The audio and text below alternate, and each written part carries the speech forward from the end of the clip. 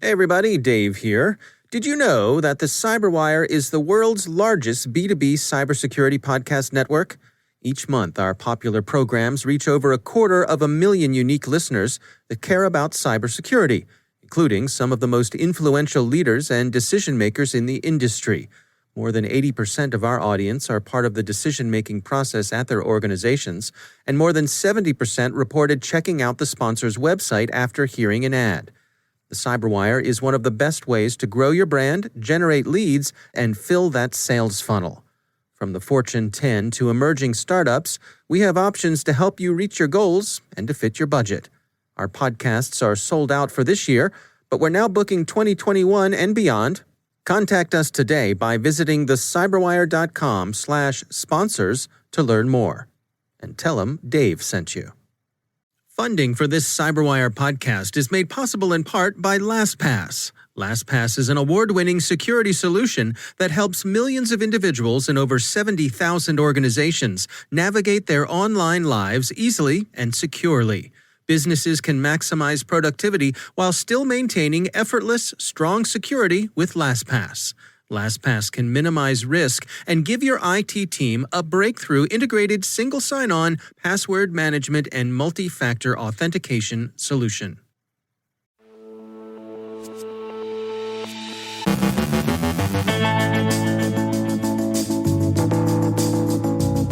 Qbot is dropping Egregor ransomware, and RagnarLocker continues its recent rampage.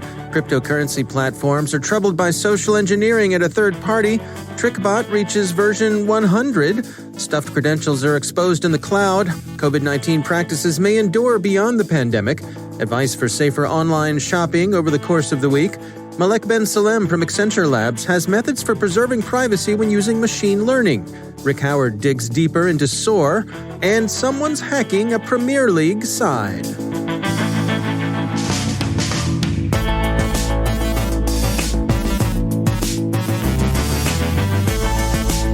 From the CyberWire studios at Data Tribe, I'm Dave Bittner with your CyberWire summary for Monday, November 23rd, 2020.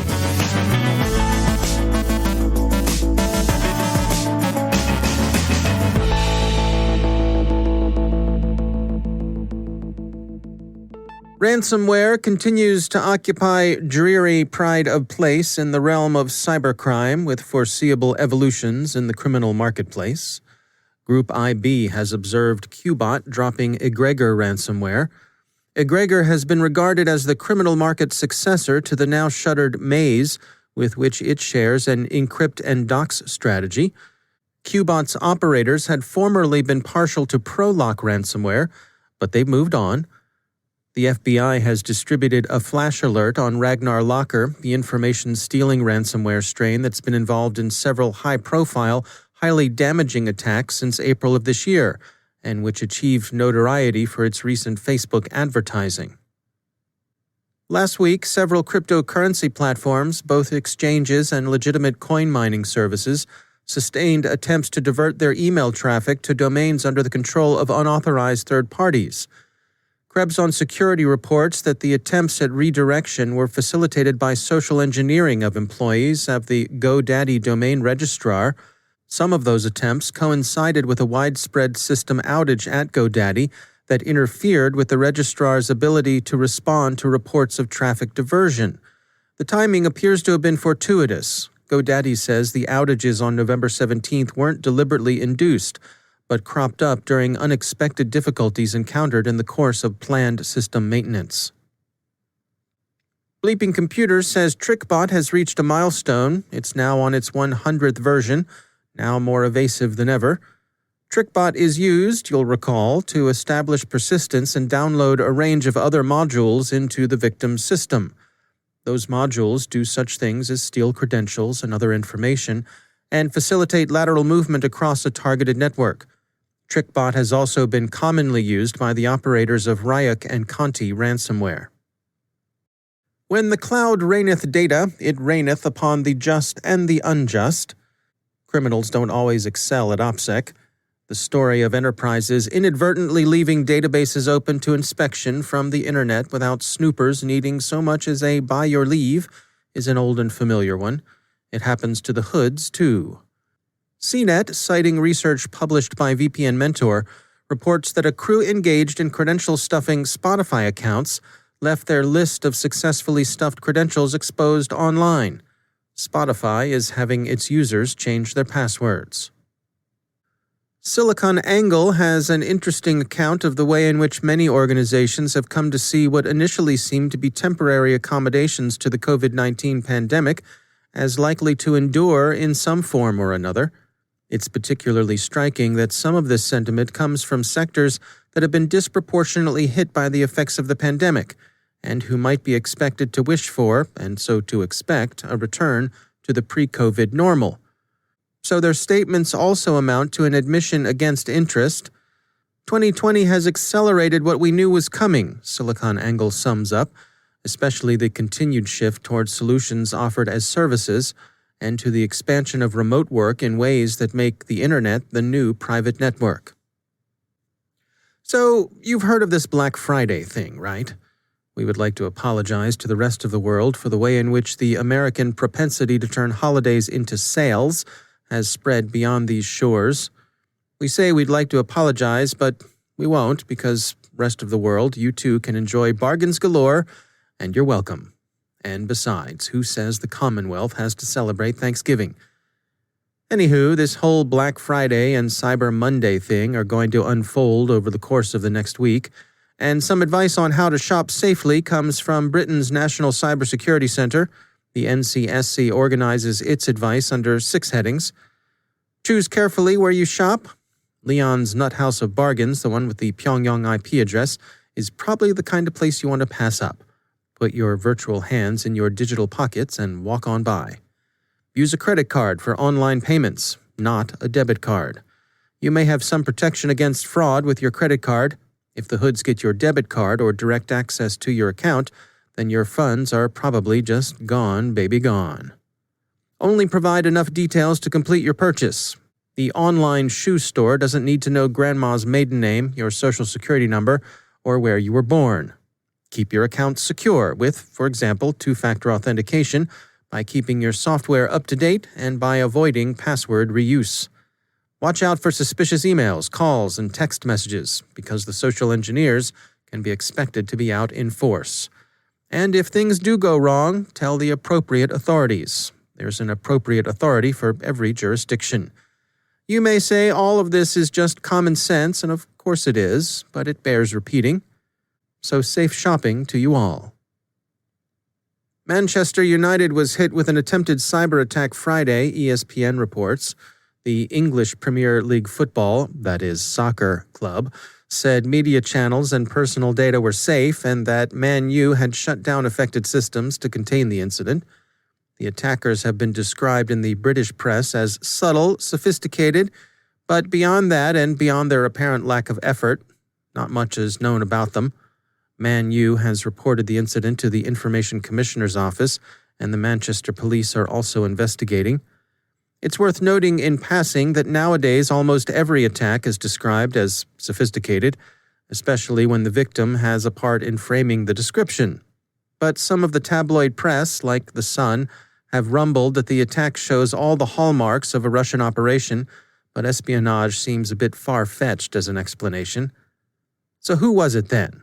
Supporters of another club? Arsenal, for instance? Did the hack amount to a cyber way of shouting, "Up the Gunners"?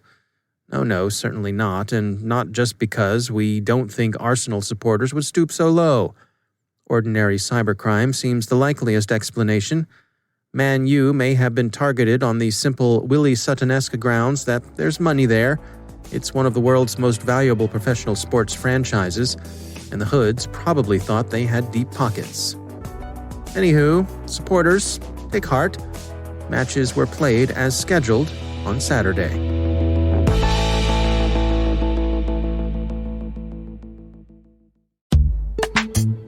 It's time to take a moment to tell you about our sponsor, Tanium. Today, we rely on endpoints for everything from remote work to mobile banking, telemedicine, and online learning. That's why managing and securing these endpoints has never been more important. Tanium provides endpoint management and security built for the world's most demanding IT environments, providing real-time visibility, comprehensive control, and rapid response for endpoints across distributed operations. That's why all 6 branches of the U.S. Armed Forces and half of the Fortune 100 trust Tanium to secure and manage their IT operations. Want to try it for yourself? Visit Tanium.com/CyberWire to get a 14-day free trial of Tanium as a service. That's Tanium.com/CyberWire. And we thank Tanium for sponsoring our show.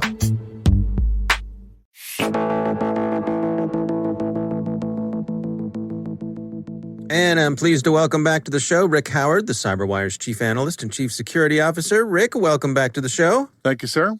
So last week, you and I were talking about SOAR, and you gave an overview of what exactly SOAR is and why it's important within the Security Operations Center. So after we were finished talking, it struck me that most organizations have a SIM tool already. That's so right. Why would they need another tool just to weed out the noise from, the avalanche of alerts that they're getting from their security stack? Why not just use their SIM tool to do that? That's a very fine question, and the SIM vendors know it. Let me tell you. Okay, so SIM stands for Security Information and Event Management, and they first became available as a tool sometime around 2006. They were essentially on-prem analysis engine databases, all right, that according to Stephen Gailey over at Cybersecurity Magazine, quote, they combine a security event management system with a security information management system. So in other words, there are security stack alerts plus intelligence. Right, but that's kind of my point. If they already have all the telemetry from all the devices that are in their security stack, why not just program them to get rid of the noise? Yeah, so in those early days, since they were on-prem, the SIMs never really had enough hard drive space. Right? We couldn't stuff enough information into them to make them useful. So people like me kept having to make decisions about what not to collect in the SIM. And for the stuff we did collect, we had to decide how long we wanted to keep it. So typically 2 to 3 weeks. So it wasn't a really good long-term analysis tool. So in those early days, SIMs were not that useful. So did the situation improve? These days we've got cloud storage. Storage is as much as you want, right? Sure. You started to see SIM vendors offer cloud storage sometime around 2017. So suddenly, network defenders had infinite hard drive space in the cloud at relatively cheap prices. In the cloud, they could store everything they wanted. But the truth of the matter, though, is those SIM tools have always been hard to automate. Their internal scripting languages, they were proprietary and notoriously hard to use. In one of my previous CISO gigs, I hired a full-time guy just to be the SIM programmer. And after a year of work, we had little to show for it. Oh, well, that must have caused just a little bit of frustration. Yeah, I couldn't, I'm just walking around going, geez, this can't be this hard. But, that left the situation open for new disruptor technology called SOAR to come in and fill the gap. And it left the SIM vendor scrambling to stay relevant.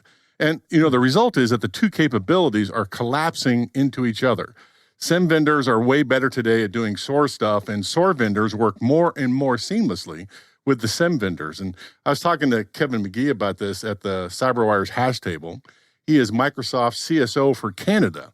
And he thinks that the next generation analysis tool is some combination of SOAR and SIM delivered from the cloud. Integrating SOAR, integrating other tools, really to make the tool Sentinel more than some of its parts. I'm not sure if there's a term coined for next generation SIM or whatnot, but I'm sure it's coming at some point. But I think that's where we're headed. And cloud scale is really allowing us to do that, something we've never ever done before. So in this week's CSO Perspectives podcast, we talk about all of that, plus an entire host of things you can use with your SOAR tool that you probably haven't thought about yet. All right. Well, that is over on CSO Perspectives. That is part of CyberWire Pro. You can check all of that out on our website, thecyberwire.com. Rick Howard, thanks for joining us. Thank you, sir.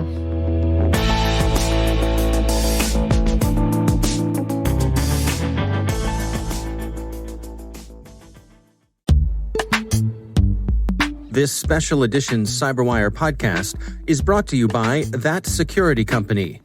Purple teaming, becoming the hacker to defeat the hacker, using the most realistic and up-to-date attacks with the most robust mitigations, make that security company's purple teaming methodology the most common-sense approach to security testing. But it doesn't stop there. Budget optimization purple teaming not only hardens your defenses, but successfully uncovers hidden cost savings. From underutilized systems, straight-up crappy tools, to dysfunctional processes and underperforming teams, discover ways to maximize your security budget while testing your infrastructure against your biggest adversaries. Find them at thatsecurity.company, which is spelled in leet, wink, wink, TH4TS3CUR1TY.company. And we thank That Security Company for sponsoring our show.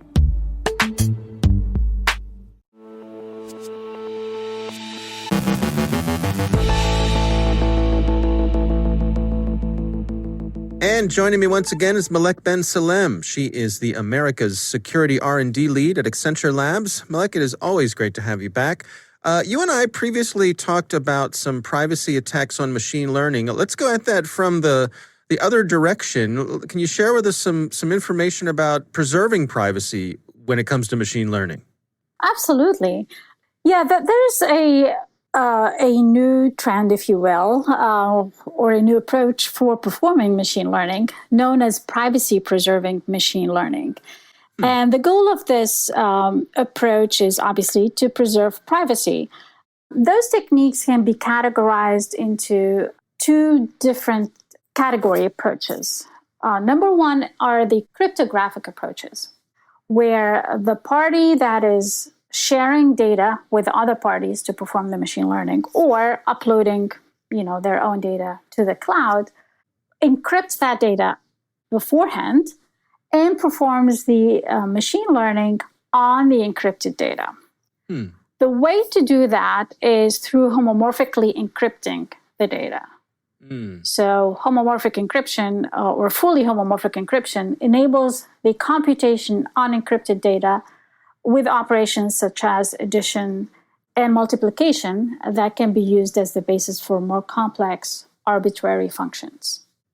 There are other ways of performing or other cryptographic approaches to be used, such as garbled circuits and secret sharing, but the main one is homomorphic encryption. So that is one way of performing privacy-preserving machine learning. The other general category or approach is known as perturbation approaches. And under that category, there is differential privacy. Differential privacy basically is a randomized algorithm by which the party can add some random noise either to the input data that is used to train the machine learning model or to the parameters of the machine learning model itself or to the output of the machine learning model. So that when the output gets shared, it has some random noise added to it, and thereby protecting the privacy of the underlying data used to train the model. And then the other, main approach under these perturbation approaches is dimensionality reduction. Dimensionality reduction basically is a technique by which the goal of which actually is to reduce the complexity of the input data to the training model and to make the model itself much simpler and also a lot more robust. But by reducing the dimensionality of the input data, when we talk about dimensionality, we're talking about, you have data with n features, so it has basically n dimensions to it, and you want to reduce that number so that you rely on a more reduced set of features. So the technique basically projects that data into a lower dimensional hyperplane or space, but by that transformation, there is some loss of information, and it's assumed that loss of information basically removes some of the private information and therefore protects privacy. This is more of an assumption. I think it has to be mathematically proven. We have to prove how much privacy is, what are the privacy guarantees, if at all. But that's a second type of approach that can be used to preserve privacy. Now, are these computationally expensive? I know homomorphic encryption was something that it seemed like for a while it was just out of reach. And now I know there are a lot of, or not a lot, but there's certainly organizations who are implementing it successfully these days. Yeah, absolutely. So homomorphic encryption is very computationally expensive. Obviously it depends on the use case and the type of computation and the model being applied. But you can assume that on the order of, the order of magnitude is that it's, 1,000 times more expensive computationally than the regular, addition or multiplication operation. So the use cases for it have to be carefully selected. But we have, within Accenture, for instance, for our clients, we have successfully been able to implement it for specific use cases. Interesting. Yeah. So it's in the option. It's in the list of options that are available if it's something that folks think they might need. Exactly. Yeah. And we're going to see it, being more used with the advances that we see in hardware, right? So. Right. All right. Well, Malek Ben Salem, thanks for joining us. Thank you, Dave. My pleasure.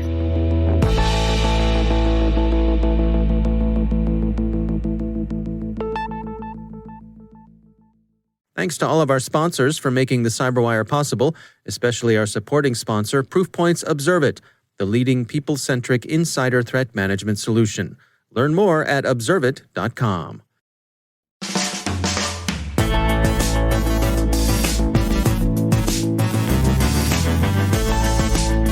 And that's the CyberWire. For links to all of today's stories, check out our daily briefing at thecyberwire.com. And for professionals and cybersecurity leaders who want to stay abreast of this rapidly evolving field, sign up for CyberWire Pro. It'll save you time and keep you informed. Solutions for a small planet. Listen for us on your Alexa smart speaker, too. Don't forget to check out the Grumpy Old Geeks podcast, where I contribute to a regular segment called Security. I join Jason and Brian on their show for a lively discussion of the latest security news every week. You can find Grumpy Old Geeks where all the fine podcasts are listed.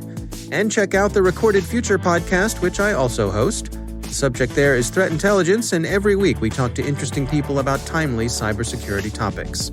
That's at recordedfuture.com/podcast. The CyberWire podcast is proudly produced in Maryland out of the startup studios of Data Tribe, where they're co-building the next generation of cybersecurity teams and technologies. Our amazing CyberWire team is Elliot Peltzman, Puru Prakash, Stefan Vaziri, Kelsey Bond, Tim Nodar, Joe Carrigan, Carol Terrio, Ben Yellen, Nick Valecki, Gina Johnson, Bennett Moe, Chris Russell, John Petrick, Jennifer Iben, Rick Howard, Peter Kilpie, and I'm Dave Bittner. Thanks for listening. We'll see you back here tomorrow.